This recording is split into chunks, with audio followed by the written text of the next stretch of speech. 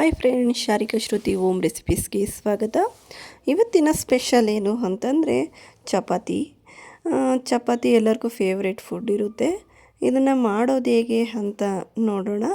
ಅದಕ್ಕೂ ಮುಂಚೆ ಇನ್ನೂ ಯಾರು ನಮ್ಮ ಚಾನಲ್ಗೆ ಸಬ್ಸ್ಕ್ರೈಬ್ ಆಗಿಲ್ಲ ಅವರು ಈಗಲೇ ಸಬ್ಸ್ಕ್ರೈಬ್ ಆಗಿ ಮುಂದಿನ ನೋಟಿಫಿಕೇಷನ್ಗಾಗಿ ಬೆಲ್ ಐಕನನ್ನು ಪ್ರೆಸ್ ಮಾಡಿ. ಈಗ ಚಪಾತಿಯನ್ನು ಮಾಡೋದಕ್ಕೆ ಏನೇನು ಇಂಗ್ರೀಡಿಯೆಂಟ್ಸ್ ಬೇಕು ಅಂತ ನೋಡೋಣ ಬನ್ನಿ. ನಾನಿಲ್ಲಿ ಒಂದು ಬೌಲು ಗೋಧಿ ಹಿಟ್ಟನ್ನು ತೊಗೊಂಡಿದ್ದೀನಿ. ನೀವು ಯಾವುದಾದ್ರೂ ಗೋಧಿ ಹಿಟ್ಟನ್ನು ತಗೋಬೋದು. ಇಲ್ಲಿ ಒಂದು ಬಟ್ಲು ಗೋಧಿ ಹಿಟ್ಟನ್ನು ತೊಗೊಂಡಿದ್ದೀನಿ. ಅಂದರೆ ನಾನು ಇಬ್ಬರಿಗಷ್ಟೇ ಮಾಡ್ತಾಯಿದ್ದೀನಿ. ಮತ್ತು ನಾನು ಸ್ವಲ್ಪ ಸಾಲ್ಟ್ ತಗೊಂಡಿದ್ದೀನಿ, ಒಂದು 1/4 ಟೇಬಲ್ ಸ್ಪೂನಷ್ಟು. ನೀವು ಬೇಕಿದ್ರೆ ಹಾಕ್ಬೋದು, ಒಬ್ಬೊಬ್ಬರು ಹಾಕಲ್ಲ, ಹಾಗೆ ಮಾಡ್ತಾರೆ, ಹಾಗಾದರೂ ಮಾಡ್ಬೋದು. ಮತ್ತು ನಾನಿಲ್ಲಿ ಎಣ್ಣೆನ ತೊಗೊಂಡಿದ್ದೀನಿ ಸ್ವಲ್ಪ, ಮತ್ತು ಕಲಸೋದಕ್ಕೆ ನೀರನ್ನು ತೊಗೊಂಡಿದ್ದೀನಿ, 1 ಲೋಟ ನೀರು ನಮ್ಗೆ ಎಷ್ಟು ಬೇಕೋ ಅಳತೆಗೆ ಅಷ್ಟನ್ನು ತೊಗೊಂಡು ಹಾಕ್ಕೊಂಡು ಕಲಿಸ್ಬೇಕಾಗುತ್ತೆ. ನೀವು ಇದ್ರ ಮೇಲೆ ಇನ್ನೂ ಜಾಸ್ತಿ ಮಾಡ್ತೀನಿ ಅಂತಂದರೆ ಕ್ವಾಂಟಿಟಿಯನ್ನು ಜಾಸ್ತಿ ತೊಗೋಬೇಕಾಗುತ್ತೆ. ನಾನಿಲ್ಲಿ ಇಷ್ಟು ಕ್ವಾಂಟಿಟಿಯನ್ನು ತಗೊಂಡಿದ್ದೀನಿ, ಅಂದರೆ ನಾನು ಇಬ್ಬರಿಗೆ ಮಾಡ್ತಾ ಇರೋದಷ್ಟೇ ಚಪಾತಿ. ನೀವು ಮನೆಯಲ್ಲಿ ಜಾಸ್ತಿ ಜನ ಇತ್ತಂತಂದರೆ ನೀವು 2 ಬೌಲು ಅಥವಾ 3 ಬೌಲು ಹಿಟ್ಟನ್ನು ತಗೋಬೋದು.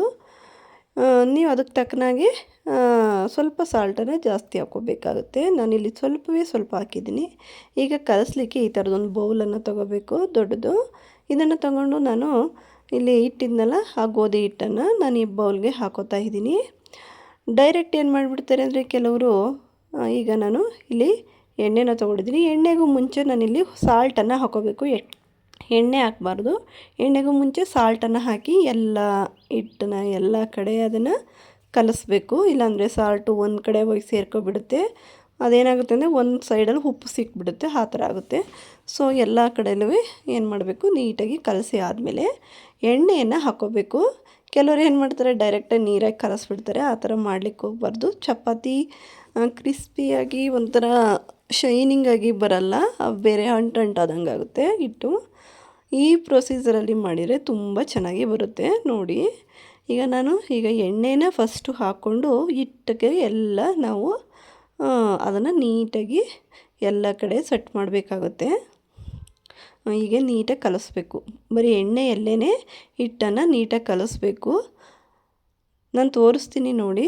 ಅದು ಏನಂತಂದರೆ ನಾನು ಹಿಡಿದು ಬಿಟ್ಟರೆ ಹಿಟ್ಟು ಹಾಗೆ ಕುತ್ಕೋಬೇಕು. ನೋಡಿ, ಈ ರೀತಿ ಬರೋ ತನಕ ನೀವು ಏನು ಮಾಡಬೇಕು, ಆಯಿಲನ್ನು ಹಿಟ್ಟಲ್ಲಿ ನೀಟಾಗಿ ಎಲ್ಲ ಕಡೆ ಸ್ಪ್ರೆಡ್ ಆಗೋ ಥರ ಕಲಿಸ್ಬೇಕು. ಈಗ ನೋಡಿ, ನಾನು ಹಿಟ್ಟು ಎಲ್ಲ ಬರೀ ಹಾಗೆ ಉಂಡೆನೇ ಆಗ್ತಾಯಿದೆ. ಬರೀ ಕೈಯಲ್ಲಿ ಪ್ರೆಸ್ ಮಾಡಿದ್ರೇ ಉಂಡೆ ಟೈಪ್ ಹಿಡ್ಕೋತಾ ಇದೆ. ಈ ರೀತಿ ಏನಾಗಬೇಕು, ಎಣ್ಣೆಯಲ್ಲಿ ಹಿಟ್ಟು ಚೆನ್ನಾಗಿ ಹೊಂದ್ಕೋಬೇಕು. ನೋಡಿ, ಹಿಡಿದ್ಬಿಟ್ರೆ ಆ ರೀತಿಯಾಗಿ ಬೀಳಬೇಕು. ಆಗ ಸರಿಯಾಗಿ ಅದು ಆಗಿದೆ ಅಂತ.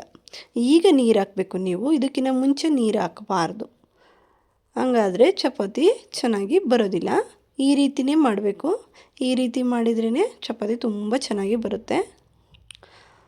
ನಾನು ಚಪಾತಿ ಮಾಡಬೇಕಾದ್ರೆಲ್ಲ ಇದೇ ರೀತಿಯೇ ಮಾಡೋದು. ನೀವು ಬೇಕಾದ್ರೆ ಒಂದು ಸಲ ಟ್ರೈ ಮಾಡಿ. ಹೀಗೆ ಏನು ಮಾಡಬೇಕಂದ್ರೆ, ನಮಗೆ ಎಷ್ಟು ಅಳತೆಗೆ ನೀರು ಬೇಕು ಅಷ್ಟನ್ನು ಹೀಗೆ ಹಾಕ್ಕೊಂಡು ನಾವು ಕಲಿಸ್ಬೇಕಾಗುತ್ತೆ. ನೀವು ನೀರನ್ನು ಒಂದೇ ಸಲ ಜಾಸ್ತಿ ಹಾಕ್ಕೋಬಾರ್ದು.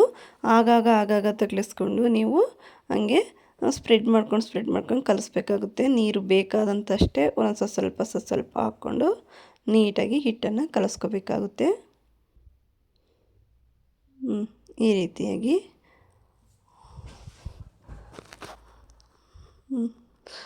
ನೀಟಾಗಿ ಹೀಗೆ ಒಂದು ಸ್ವಲ್ಪ ಚೆನ್ನಾಗಿ ನಾದ್ಕೊಂಡಂಗೆ ಕಲಿಸ್ಬೇಕು. ನಿಮ್ಮದು ಹಸ್ತದ ಸಹಾಯದಿಂದ ಈಗ ಏನು ಮಾಡಬೇಕು ಅಂತಂದರೆ, ಹೀಗೆ ಒಂದು 2-3 ಸುತ್ತು ಚೆನ್ನಾಗಿ ಒಂಚೂರು ನಾದಬೇಕು ಹಿಟ್ಟನ್ನು.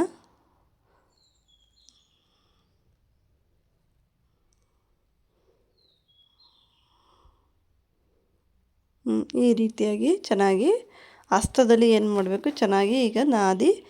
ನೀವು ನಾನು ಹೇಳಿದ್ನಲ್ಲ ಆ ರೀತಿ ಎಣ್ಣೆ ಹಾಕಿ ಕಲಿಸ್ಬಿಟ್ರೆ ಹಿಟ್ಟು ಸೂಪರಾಗಿ ಬಂದುಬಿಡುತ್ತೆ. ಈಗ ಇನ್ನೊಂದು ಸ್ವಲ್ಪ ಉಳಿದಿದ್ದ ಎಣ್ಣೆನ ಅದ್ರ ಮೇಲೆ ಹಾಕಿ ಈಗ ಒಂದು ಸಲ ಕಲಿಸ್ಬೇಕು. ಈ ರೀತಿ ಹಿಟ್ಟನ್ನು ನೀವು ಚಪಾತಿಗೆ ಹದವಾಗಿ ನೀಟಾಗಿ ಹಿಟ್ಟನ್ನು ಈ ರೀತಿಯಾಗಿ ಮಾಡ್ಕೋಬೇಕಾಗುತ್ತೆ. ಇಲ್ಲಾಂದರೆ ಮೊದಲೇ ನೀರಾಗಿ ಕಲಸಿ ಆಮೇಲೆ ಎಣ್ಣೆ ಹಾಕಿರೋದು ಸರಿಯಾಗಲ್ಲ. ಈ ಪ್ರೊಸೀಜರಲ್ಲೇ ಮಾಡಬೇಕು ಚಪಾತಿನ. ಹೀಗೆ ಕಲಿಸ್ಬೇಕಾಗತ್ತೆ. ಕಲಸಿ ಒಂದು ಚಿಕ್ಕದ ಉಂಡೆಗೆ ಮಾಡಿ ಹೀಗೆ ನೀಟಾಗಿ ಕಲಿಸ್ಕೊಂಡು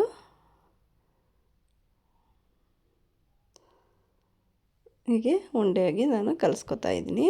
ಈಗ ಕಲಿಸ್ಕೊಬಿಟ್ಟು ಒಂದು ಬೌಲನ್ನು ಮುಚ್ಚಿ ಇದನ್ನು ಒಂದು 10 ನಿಮಿಷ ಅಥವಾ 15 ನಿಮಿಷ ಎತ್ತಿಟ್ಟು ನೀವು ಅಷ್ಟೊತ್ತಿಗೆ ಪಲ್ಯಕ್ಕೆ ರೆಡಿ ಮಾಡ್ಕೋಬೋದು. ಈಗ ಆಗಿದೆ, ನಾನು 10 ನಿಮಿಷ 15 ನಿಮಿಷ ಆದಮೇಲೆ ನೋಡಿ ಹಿಟ್ಟನ್ನು ತೆಗೆದು ತೋರಿಸ್ತಾ ಇದ್ದೀನಿ ಎಷ್ಟು ಚೆನ್ನಾಗಿ ಬಂದಿದೆ ಅಂತ.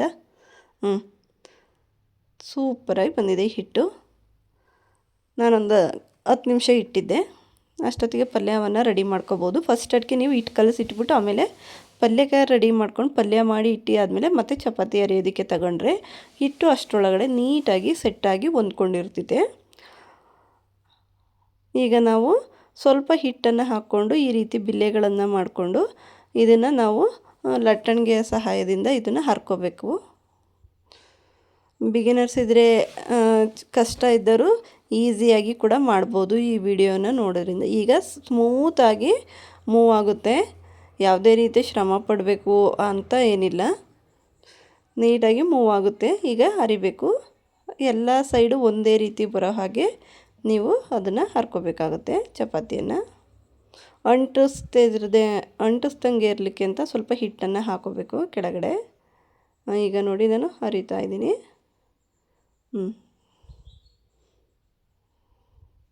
ತುಂಬ ಚೆನ್ನಾಗಿ ಬರುತ್ತೆ ನೀವು ಇದೇ ಪ್ರೊಸೀಜರಲ್ಲಿ ಮಾಡಿದರೆ.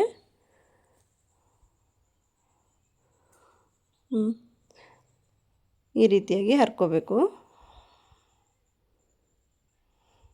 Round shape ಬರೋಂಗೆ ಹರ್ಕೋಬೇಕು. ಬಿಗಿನರ್ಸಿಗೆ ರೌಂಡ್ ಶೇಪ್ ಬರಲಿಲ್ಲ ಅಂದರೂ ಓಕೆ, ಪರವಾಗಿಲ್ಲ, ಫುಲ್ಲು ಇದಾಗ್ದಂಗೆ ನೋಡಿಕೊಂಡ್ರೆ ಸಾಕು. ತಿರುಗಿಸಿ ತಿರುಗಿಸಿ ತಿರುಗಿಸಿ ಈ ರೀತಿಯಾಗಿ ಸ್ವಲ್ಪ ತಿರುಗಿಸ್ಕೋಬೇಕು, ಆಮೇಲೆ ಅರಿಬೇಕು.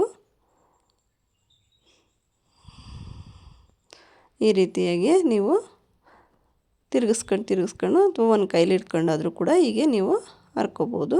ಅಂದರೆ ಒಂದು ಕಡೆ ದಪ್ಪ ಒಂದು ಕಡೆ ಸಣ್ಣ ಮಾಡಬಾರ್ದು, ಎಲ್ಲ ಕಡೆನೂ ಒಂದೇ ರೀತಿಯಾಗಿ ಈ ರೀತಿಯಾಗಿ ಹರ್ಕೊಂಡು ಇದನ್ನು ಒಂದು ತಟ್ಟೆಗೆ ನಾನು ಹಾಕಿ ಇಟ್ಕೊಳ್ತಾ ಇದ್ದೀನಿ. ನೋಡಿ, ಈಗ ಮೊದಲೇ ಒಂದು ಅರ್ಧ ಹಾಕಿದ್ದೆ ಮತ್ತು ಈಗ ಒಂದು ಅರಿತಾ ಇದ್ದೀನಿ ಅರ್ಧ. ಅಂದರೆ ನಾವು ಹಿಟ್ಟನ್ನು ಇನ್ನೊಂದಕ್ಕೆ ಸೇರಂಗೆ ಹಾಕಬೇಕು, ಅಂದರೆ ಹಿಟ್ಟು ಸೈಡ್ ಹಾಕಬೇಕು. ಒಂದನ್ನು ಹಿಟ್ಟು ಇಲ್ಲದೆ ಕಡೆ ಹಾಕಬೇಕು, ಇನ್ನೊಂದು ಹಿಟ್ಟು ಸೈಡ್ ಹಾಕಿದರೆ ಸಾಕು, ಅದು ಏನು ಅಂಟ್ಕೊಳ್ಳಲ್ಲ. ಈಗ ಮತ್ತೆ ನಾನು ಇನ್ನೊಂದು ಚಪಾತಿಯನ್ನು ಹರ್ಕೋತಾ ಇದ್ದೀನಿ ಇದೇ ರೀತಿಯಾಗಿ. ನೋಡಿ, ಈಸಿಯಾಗಿ ಮಾಡ್ಬೋದು. ಹೀಗೆ ಹರ್ಕೋಬೇಕು. ನೀವು ಸ್ಲ್ಯಾಬ್ ಇದ್ದರೆ ಸ್ಲ್ಯಾಬ್ ಮೇಲೆ ಹರ್ಕೋಬೋದು, ಅಥವಾ ಮಣೆ ಯೂಸ್ ಮಾಡಿ ಮಾಡ್ತೀನಿ ಅಂದರೂ ಕೂಡ ಮಣೆ ಮೇಲೆ ಹರ್ಕೋಬೋದು. ನಾನು ಸ್ಲ್ಯಾಬ್ ಮೇಲೆ ಹರಿತಾ ಇದ್ದೀನಿ. ಸ್ಲ್ಯಾಬ್ ಮೇಲೆ ತುಂಬ ಚೆನ್ನಾಗಿ ಬರುತ್ತೆ.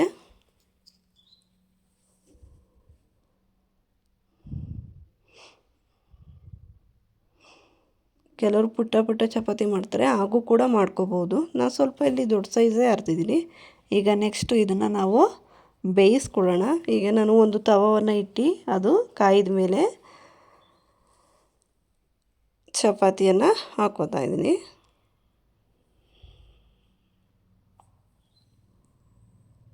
ಈಗ ಇದನ್ನು ತಿರುಗಿಸಿ ಬೇಯಿಸಬೇಕು. ಈಗ ಏನು ಮಾಡ್ತಾರೆ ಅಂದರೆ ಕೆಲವರು ಮೊದಲೇ ಆಯಿಲ್ ಹಚ್ಚಿಬಿಡ್ತಾರೆ. ನಾನು ಆ ರೀತಿ ಮಾಡಲ್ಲ, ನೀವು ನೋಡ್ಕೊಳ್ಳಿ. ನಾನೀಗ ಫಸ್ಟ್ ಒಂದು ಸಲ ಹಾಕ್ಬಿಟ್ಟು ಮತ್ತೆ ಅದನ್ನು ಟರ್ನ್ ಮಾಡಿ ಈಗ ಎಣ್ಣೆ ಹಚ್ತೀನಿ.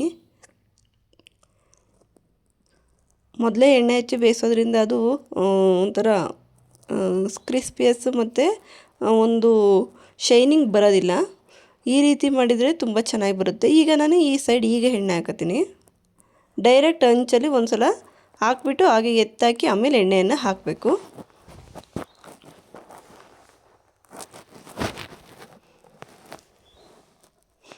ಈಗ ನಾನು ಈ ಸೈಡಿಗೆ ಎಣ್ಣೆ ಹಚ್ತಾ ಇದ್ದೀನಿ.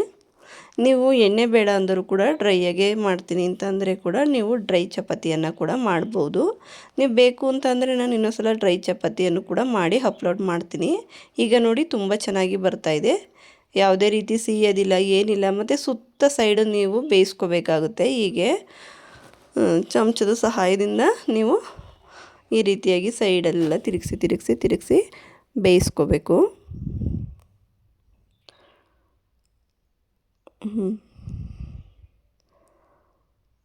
ಫ್ಲೇಮನ್ನು ನೀವು ಮೀಡಿಯಮ್ ಫ್ಲೇಮಲ್ಲಿ ಇಟ್ಕೋಬೇಕು, ಜಾಸ್ತಿ ಹೈ ಫ್ಲೇಮಲ್ಲಿ ಇಟ್ಕೋಬಾರ್ದು. ಹೈ ಫ್ಲೇಮಲ್ಲಿ ಇಟ್ಕೊಂಡ್ರೆ ಸೀದೋಗೋಂಥ ಚಾನ್ಸಸ್ ಇರುತ್ತೆ. ಈಗ ನಾನು ನೀಟಾಗಿ ನೋಡಿ ಎಷ್ಟು ಹಿಂಗೆ ತಿರುಗಿಸಿದ್ರೆ ಫಸ್ಟು ಚಪಾತಿಯನ್ನು ಈ ರೀತಿ ತಿರುಗಿಸಿ ಬೇಯಿಸ್ಕೋಬೇಕು.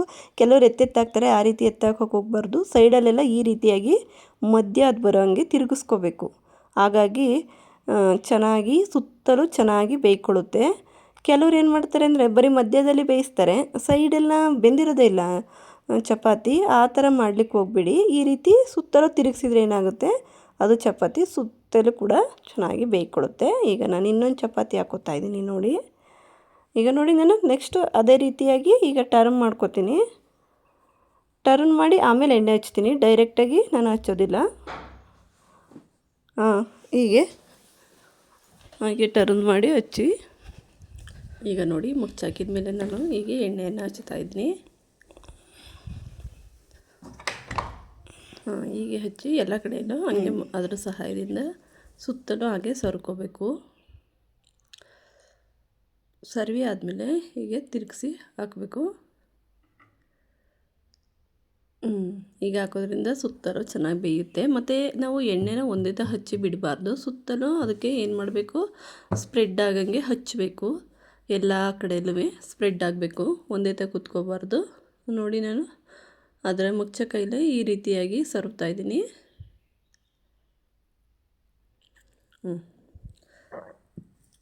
ಈಗ ಸೈಡಲ್ಲಿ ಎಳ್ಕೊಂಡು ಸೈಡಲ್ಲಿ ಬೇಯಿಸಬೇಕು.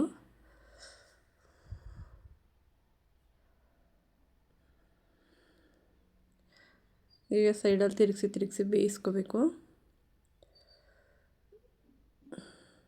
ತುಂಬ ಚೆನ್ನಾಗಿ ಬರುತ್ತೆ. ನಾನು ಹೇಳಿದ ಪ್ರೊಸೆಸಲ್ಲಿ ಮಾಡಿದ್ರಂತೂ ತುಂಬ ಚೆನ್ನಾಗಿ ಬರುತ್ತೆ. ಚಪಾತಿ ಎಲ್ಲ ತುಂಬ ಚೆನ್ನಾಗಿ ಬರ್ತವೆ. ಅದು ಸೀದಿಲ್ಲ, ತುಂಬ ಕ್ರಿಸ್ಪಿಯಾಗಿ ಬಂದಿದೆ, ಗೋಲ್ಡ್ ಬ್ರೌನ್ ಕಾಣ್ತಿದೆ. ಕ್ಯಾಮರಾದಲ್ಲಿ ಆ ಥರ ಕಾಣ್ತಿದೆ ಅಷ್ಟೇ. ಈ ರೀತಿ ಚಪಾತಿ ಮಾಡಿದರೆ ತುಂಬ ಚೆನ್ನಾಗಿ ಇಷ್ಟಪಟ್ಟು ತಿಂತಾರೆ ಎಲ್ಲರೂ ಮನೆಯಲ್ಲಿ.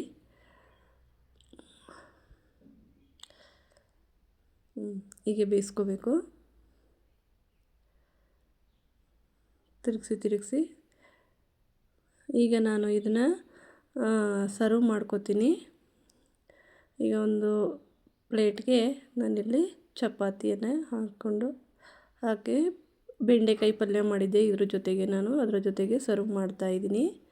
ತುಂಬಾ ಚೆನ್ನಾಗಿರುತ್ತೆ ಕಾಂಬಿನೇಷನ್ನು ಮತ್ತು ಟೇಸ್ಟು ಎಲ್ಲ ತುಂಬಾ ಚೆನ್ನಾಗಿ ಬರುತ್ತೆ. ನೋಡಿ ನಾನು ಇದನ್ನು ಮುರಿದು ತೋರಿಸ್ತೀನಿ, ಎಷ್ಟು ಶೈನಿಂಗಾಗಿ ಕಾಣಿಸ್ತಿದೆ ಮತ್ತು ಎಷ್ಟು ಕ್ರಿಸ್ಪಿನೆಸ್ಸು ಮತ್ತು ಸಾಫ್ಟಾಗಿ ನೋಡೋದಕ್ಕೂ ಒಂಥರ ಶೈನಿಂಗಾಗಿ ಬರುತ್ತೆ ಚಪಾತಿ. ನಾನು ಇದನ್ನು ಬೆಂಡೆಕಾಯಿ ಪಲ್ಯದ ಜೊತೆ ಸರ್ವ್ ಮಾಡ್ತಾಯಿದ್ದೀನಿ. ನಾನು ಆಲ್ಮೋಸ್ಟು ಬೆಂಡೆಕಾಯಿಗೆ ಚಪಾತಿನೇ ಮಾಡ್ತೀನಿ. ಬೆಂಡೆಕಾಯಿ ಪಲ್ಯಕ್ಕೆ ಸೂಪರಾಗಿದೆ, ನೋಡೋದಕ್ಕೂ ಅಷ್ಟು ತುಂಬ ಚೆನ್ನಾಗಿ ಕಾಣಿಸ್ತಾ ಇದೆ ಮತ್ತು ಟೇಸ್ಟ್ ಅಂತೂ ತುಂಬ ಅದ್ಭುತವಾಗಿರುತ್ತೆ. ನೋಡಿ ಈಗ ನಾನು ಮುರಿದು ತೋರಿಸ್ತಾ ಇದ್ದೀನಿ, ಎಷ್ಟು ಚೆನ್ನಾಗಿದೆ ಚಪಾತಿ, ತುಂಬ ಚೆನ್ನಾಗಿ ಬಂದಿತ್ತು. ನೀವು ಒಂದ್ಸಲ ಟ್ರೈ ಮಾಡಿ ನೋಡಿ, ನಿಮ್ಗೆ ಕೂಡ ಇಷ್ಟ ಆಗುತ್ತೆ. ಇದನ್ನು ನಿಮ್ಮ ಫ್ರೆಂಡ್ಸು ಮತ್ತು ಫ್ಯಾಮಿಲಿ ಜೊತೆ ಶೇರ್ ಮಾಡಿ ಈ ವಿಡಿಯೋನ. ಮತ್ತು ಇನ್ನೂ ಯಾವುದಾದ್ರೂ ವಿಡಿಯೋ ಬೇಕಿದ್ದರೆ ನನಗೆ ಕಮೆಂಟ್ ಮಾಡಿ. ಟೇಸ್ಟ್ ಅಂತೂ ಅದ್ಭುತವಾಗಿತ್ತು. ಮಕ್ಕಳುಗಳಿಗೂ ಇದನ್ನು ಮಾಡಿ ಕೊಟ್ಟು ಕಳಿಸ್ಬೋದು, ಲಂಚ್ ಬಾಕ್ಸಿಗೂ ಮಾಡಿಕೊಟ್ಟು ಕಳಿಸ್ಬೋದು. ನಮ್ಮ ಚಾನಲ್ನ ಹೀಗೆ ಸಬ್ಸ್ಕ್ರೈಬ್ ಮಾಡ್ಕೊಂಡು ಸಪೋರ್ಟ್ ಮಾಡಿ. Thank you for watching. Bye bye.